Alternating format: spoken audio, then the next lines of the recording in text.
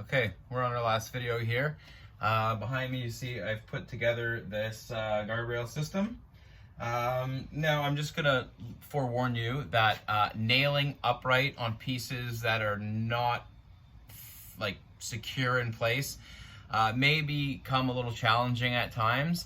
But that's why we're here. We're here to work through all the kinks and get you practice and get you some real-time experiences to what you're gonna see in the field.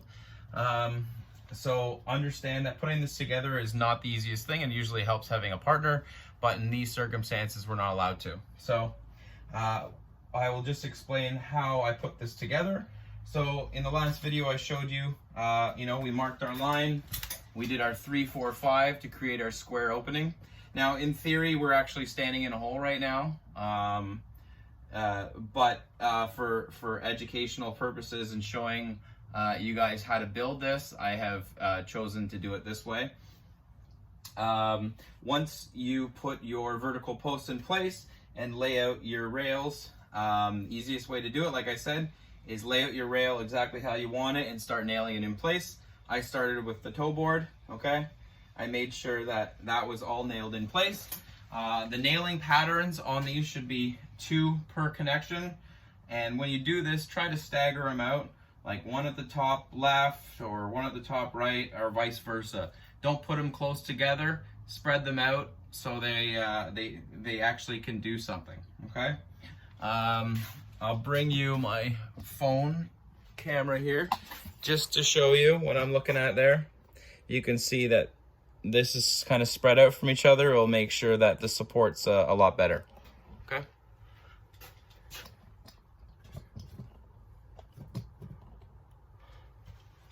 So once you finish your toe board and the vertical posts have been nailed in, it'll make life a lot easier.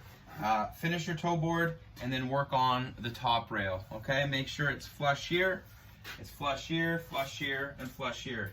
Now, to make sure that you're accurate with all your measurements, refer back to the bottom rail to see what your measurement was off the edge, and do the same for this one and that one and off all edges to ensure that everything looks symmetrical and is in place correctly. Like I said, you will be marked on all these things, so make sure you take the time to make sure everything looks good. Once you have nailed your top rail in place and your bottom rail, I would just suggest measuring the distance between the 2 pieces of lumber, mark a center point, and then do the right math to put in your piece of lumber on center, okay? Once that is fully fastened up, give one of your instructors a call and we'll come over and mark it, and then in a timely fashion you'll have to remove it all. So this is basically a small mock-up of what a guardrail system would be. If you have any questions on any particular point of this system, you can refer back to the PowerPoint presentation in Blackboard.